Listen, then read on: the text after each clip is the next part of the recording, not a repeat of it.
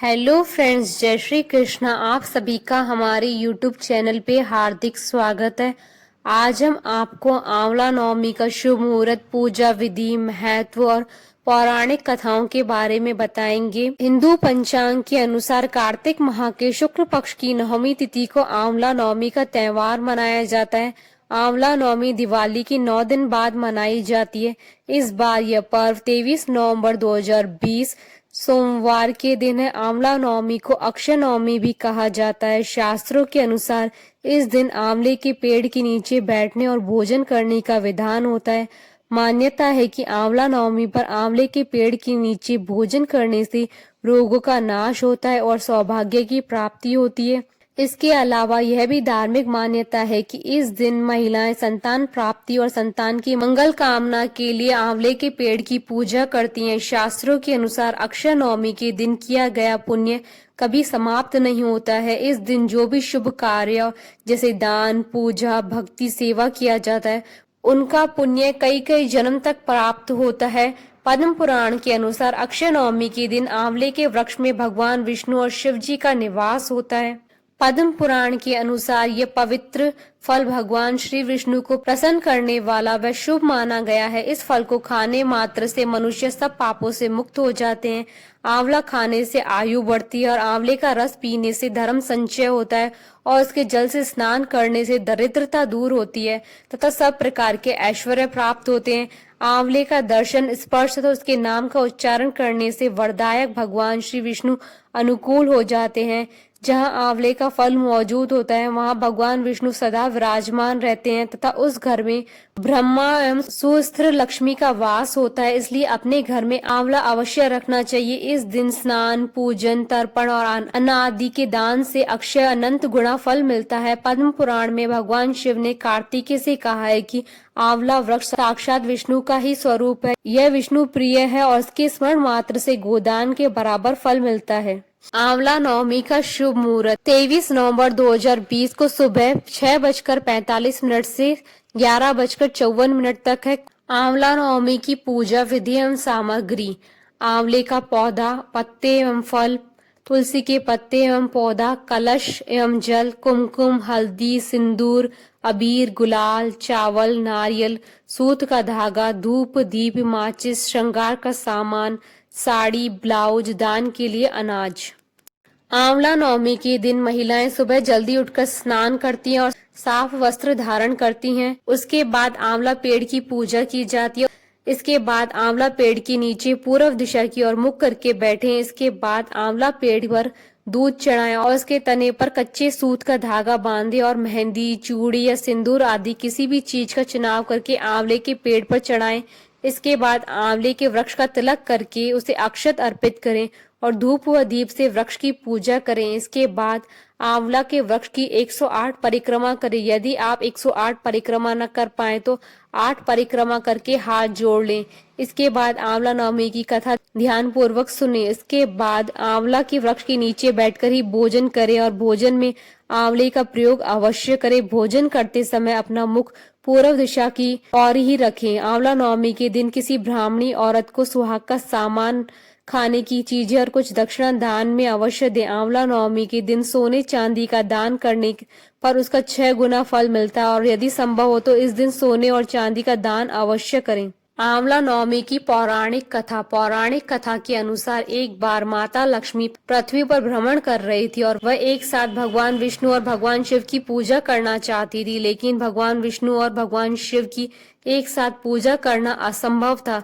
तब उन्हें ध्यान आया कि तुलसी और बेल दोनों ही गुण आंवले में पाए जाते हैं, क्योंकि तुलसी भगवान विष्णु को और बेल भगवान शिव को अति प्रिय है। इसके बाद माता लक्ष्मी ने आंवले के वृक्ष को भगवान विष्णु और भगवान शिव का प्रतीक मानकर आंवले के वृक्ष की पूजा की।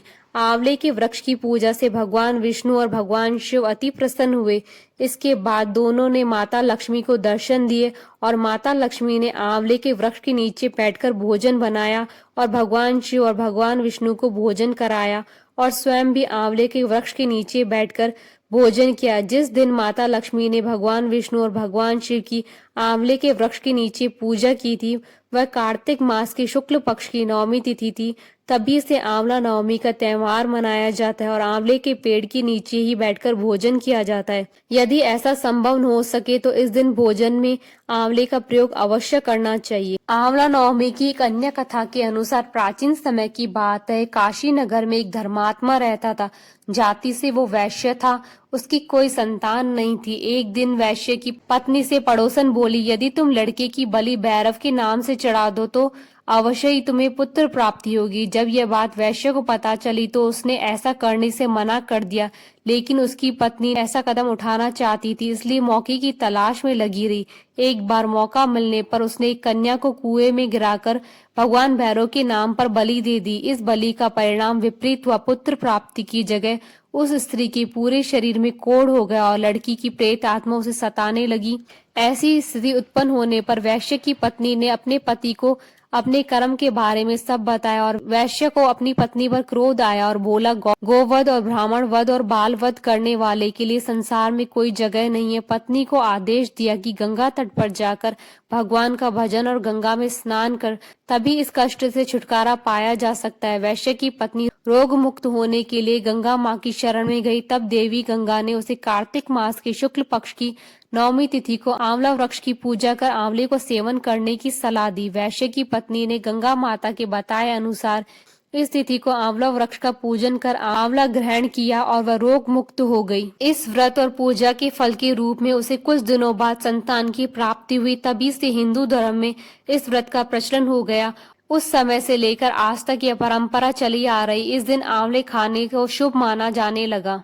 एक अन्य कथा के अनुसार एक राजा था, उसका प्रण था कि वह रोज 1.25 मन आंवले दान करके ही खाना खाता था। उससे उसका नाम आंवल्या राजा पड़ गया। एक दिन उसके बेटे बहू ने सोचा कि राजा इतने सारे आंवले रोजाना दान करते हैं, इस प्रकार तो एक दिन सारा खजाना खाली हो जाएगा। इसलिए बेटे ने राजा से कहा कि उसे इस तरह दान करना बंद कर देना चाहिए। बेटे की बात सुनकर राजा को बहुत दुख हुआ और राजा रानी महल छोड़कर बियाबान जंगल में जाकर बैठ गए। राजा रानी आंवला दान नहीं कर पाया और प्रण के कारण कुछ नहीं खाया। जब भूखे प्यासे 7 दिन हो गए तब भगवान ने सोचा कि यदि मैंने इसका प्रण नहीं रखा और इसका सत्य नहीं रखा तो इसका विश्वास चला जाएगा। इसलिए भगवान ने जंगल में ही महल, राज्य और बाग बगीचे सब बना दिया और ढेरों आंवलों के पेड़ उगा दिए। सुबह राजा रानी उठे तो देखा कि जंगल में उसके राज्य से भी दुगना राज्य बसा हुआ है। राजा रानी से कहने लगे कि रानी देख, कहते हैं सत मत छोड़े, सूरमा सत छोड़या पत जाए, सत की छोड़ी लक्ष्मी फेर मिलेगी आए। आओ नहा धोकर आंवले दान करें और भोजन करें। राजा रानी ने आंवले दान करके खाना खाया और खुशी खुशी जंगल में रहने लगे। उधर आंवला देवता का अपमान करने व माता पिता से बुरा व्यवहार करने के कारण बहू बेटे के बुरे दिन आ गए और राज्य दुश्मनों ने छीन लिया और दाने दाने को मोहताज हो गए और काम ढूंढते हुए अपने पिताजी के राज्य में आ पहुंचे। उनके हालात इतने बिगड़े हुए थे कि पिता ने उन्हें बिना पहचाने हुए काम पर रख दिया। बेटे बहू सोच भी नहीं सकते थे कि उनके माता पिता इतने बड़े राज्य के मालिक भी हो सकते हैं। सो उन्होंने भी अपने माता पिता को नहीं पहचाना। एक दिन बहू ने सास के बाल गूंथते समय उसकी पीठ पर मस्सा देखा और उसे यह सोचकर रोना आने लगा कि ऐसा मस्सा मेरी सास के भी था। हमने ये सोचकर उन्हें आंवले दान करने से रोका था कि हमारा धन नष्ट हो जाएगा। आज वे लोग न जाने कहाँ होंगे। यह सोचकर बहू को रोना आने लगा और आंसू टपक टपक कर सास की पीठ पर गिरने लगे। रानी ने तुरंत पलटकर देखा और पूछा कि तू क्यों रो रही है। उसने बताया कि आपकी पीठ पर जैसा मस्सा है मेरी सास की पीठ पर भी था।